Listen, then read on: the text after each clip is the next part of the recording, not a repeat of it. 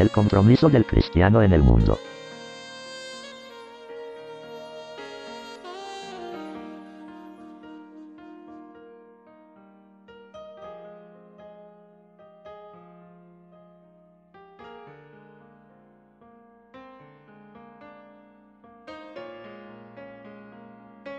El mundo del creyente. Antes de avanzar, tenemos que ver algunos términos bíblicos para expresar la realidad que llamamos mundo. Estos son términos griegos del Nuevo Testamento que expresan nuestra palabra mundo. El primero es aion, que significa siglo evo, a través del latín aevum, expresando una época determinada de la historia. Así hablamos del medievo o medioevo, para referirnos a la Edad Media, pero que tiene también el significado de mundo, en cuanto que expresa el espíritu del tiempo presente. En este sentido dice Pablo que el Dios de este siglo podía haber dicho: del mundo actual, cegó el entendimiento de los incrédulos, para que no les resplandezca la luz del Evangelio. Segunda de Corintios, capítulo 4, versículo 4. Si sustituimos Dios de este siglo por príncipe de este mundo, comparado con Primera de Corintios, capítulo 2, versículo 8, príncipes de este siglo, que es como se llama al demonio en Juan capítulo 12, versículo 31, capítulo 14, versículo 30, y en el capítulo 16, versículo 11, nos percataremos de la sinonimia. El segundo término es cosmos, que significa mundo. Este vocablo griego comporta la idea de orden, en oposición al o supone por tanto una organización.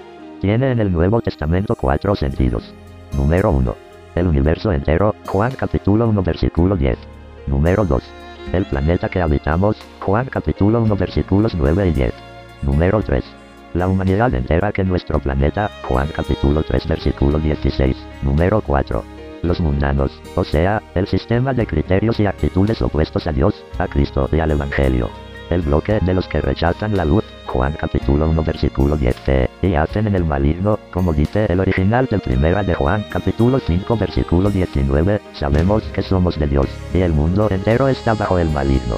Este último sentido es el que predomina en el Nuevo Testamento, casi un 80%. Juan 17 es un capítulo en que se barajan muy distintamente, como en el capítulo 1, pero con más frecuencia, los 4 sentidos.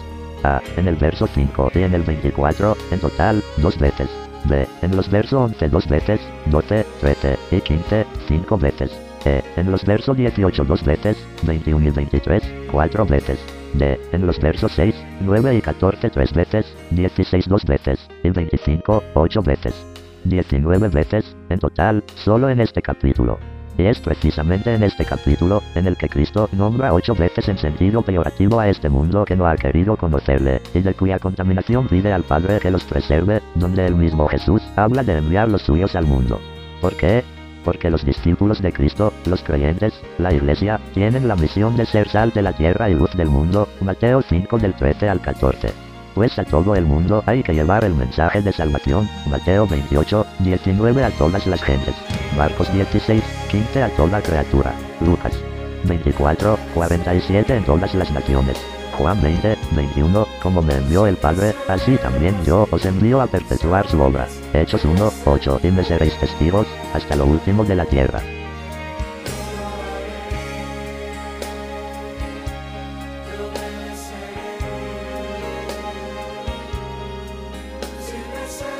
Luz del mundo y sal de la tierra. ¿Y levadura?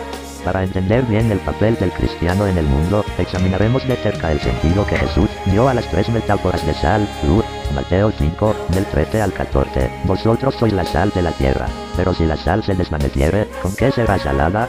No sirve más para nada, sino para ser echada fuera y hollada por los hombres. La luz del mundo. Vosotros sois la luz del mundo. Una ciudad asentada sobre un monte no se puede esconder. La sal posee 2 características principales. Es diferente del medio en que se coloca y ahí radica su poder. Así el creyente tiene que ser diferente del medio en que se mueve, como la sal en el plato de carne.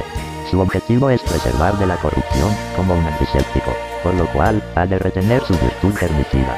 De lo contrario, no sirve para nada. Tanto es así que los generales romanos solían sembrar de sal las tierras enemigas para hacerlas improductivas. Esto se aplica igualmente al creyente, quien pierde su razón de ser como testigo de Cristo, se hace inútil, Lucas 14, 35, si no ejerce su función antiséptica en medio del mundo, tanto con su conducta como con su palabra sazonada con sal, Colosenses 4, 6, sea vuestra palabra siempre con gracia, sazonada con sal, para que sepáis cómo debéis responder a cada uno.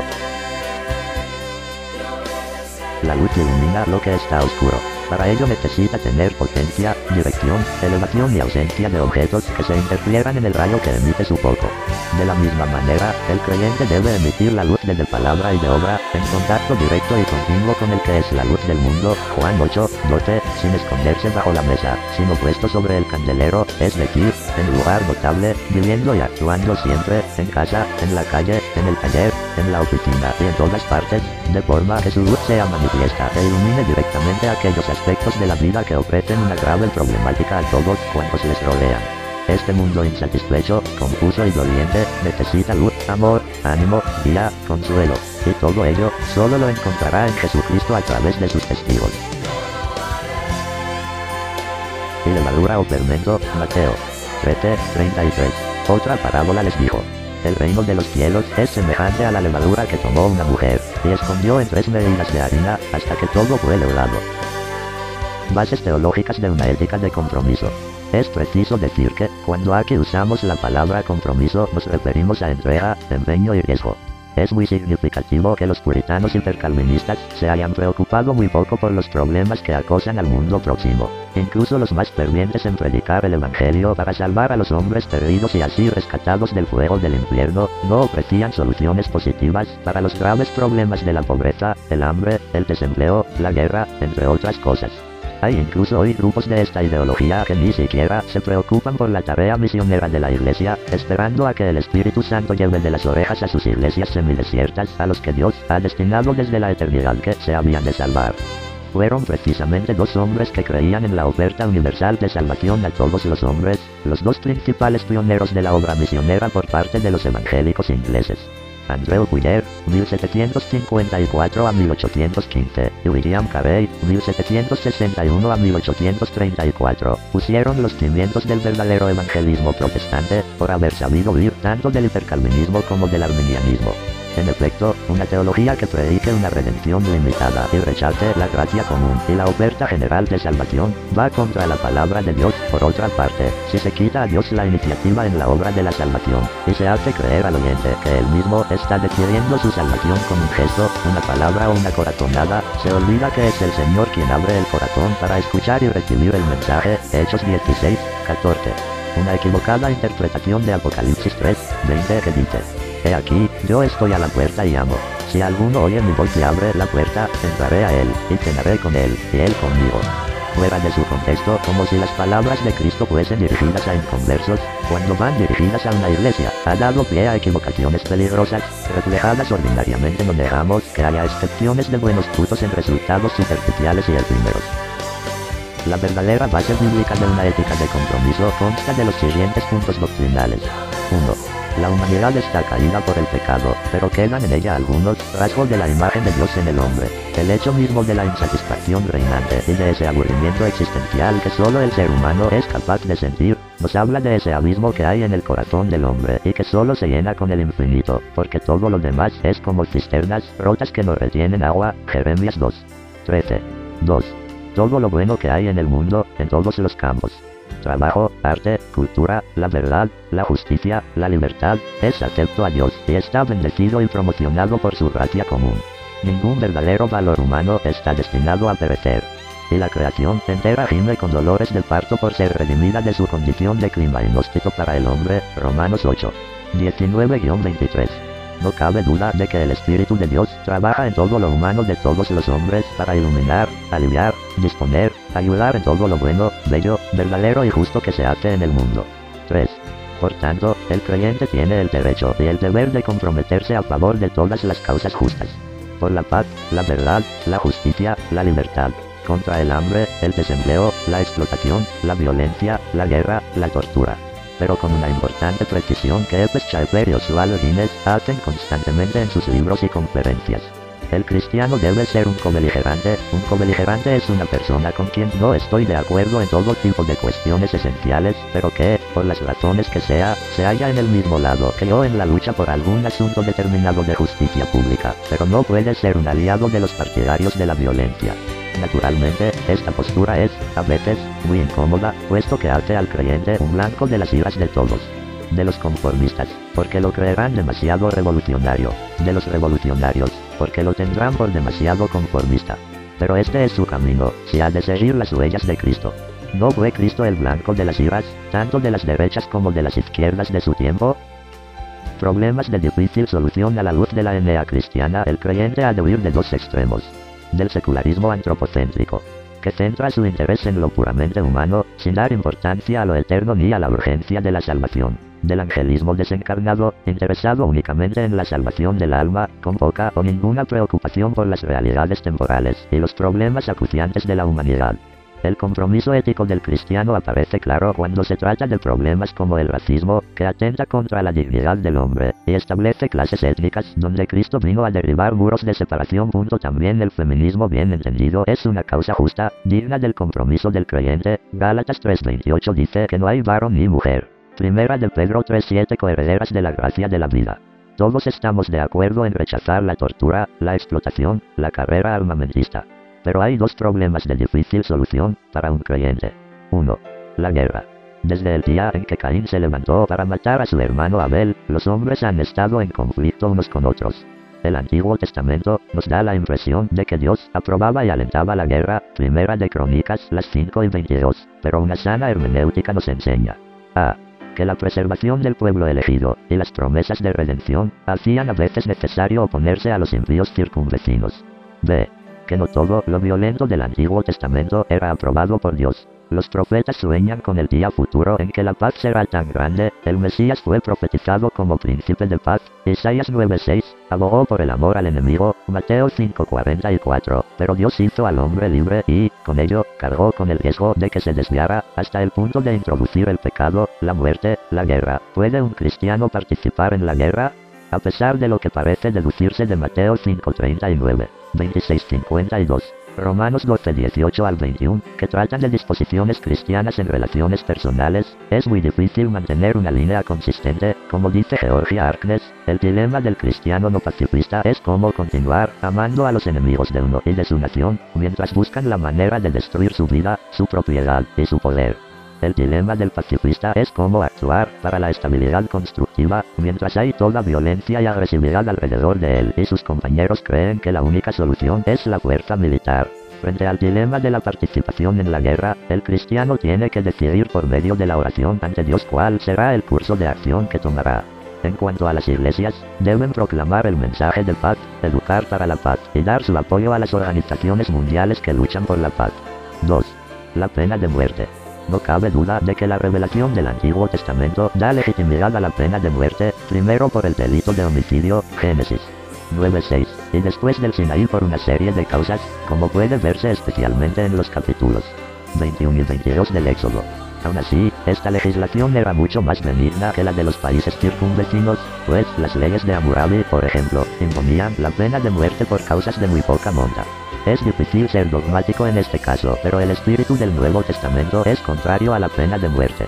Jesús hizo énfasis en el amor a los enemigos y el perdón. El caso de la mujer sorprendida en adulterio es muy significativo. Jesús dio también por abolida la ley del talión, imponiendo la ley del amor a todos, Mateo 5:38 al 48.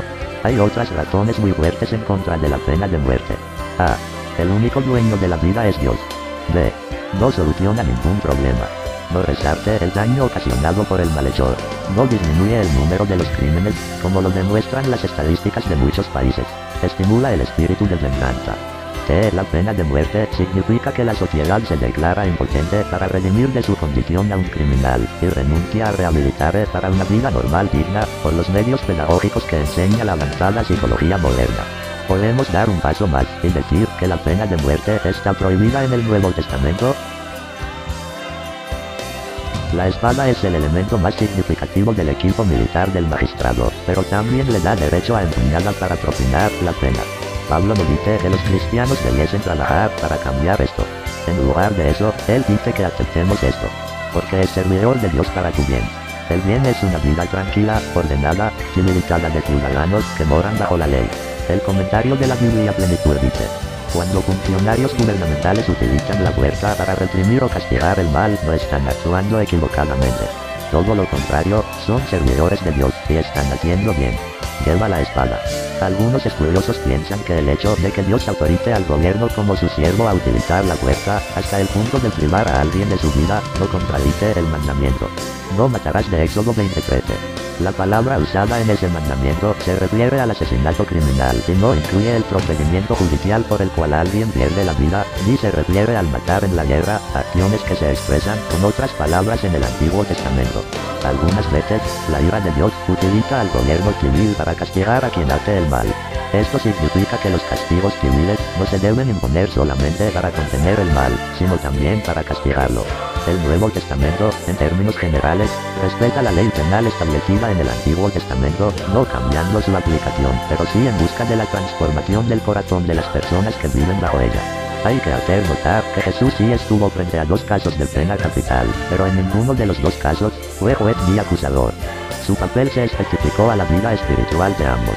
El primer caso es de la mujer adúltera que llevaron para apedrear, y cuya tentación era que Jesús tomara una piedra en sus manos y aplicara la pena de muerte, a lo cual él respondió con un perdón espiritual. El segundo caso es el de los ladrones crucificados con Jesús en la cruz. Mientras uno le pedía que le quitara la pena de muerte, el otro le clamó por misericordia. En ninguno de los 2 casos el Señor habló del castigo impuesto por jueces humanos, sino ofreció el perdón espiritual a aquel que lo pidió.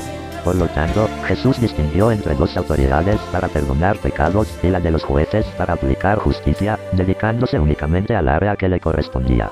Jesús no abolió la pena de muerte, sino respetó la autoridad delegada en los jueces, aún teniendo él el poder de cambiar las leyes. Es de hacer notar que el mismo Jesús murió en la cruz por una sentencia de muerte capital, a lo cual nunca se opuso, al igual que muchos de sus discípulos después de él. Hoy el instrumento utilizado para ejecutar la muerte espiritual es el símbolo máximo del cristianismo: la cruz. Romanos 13:3-5.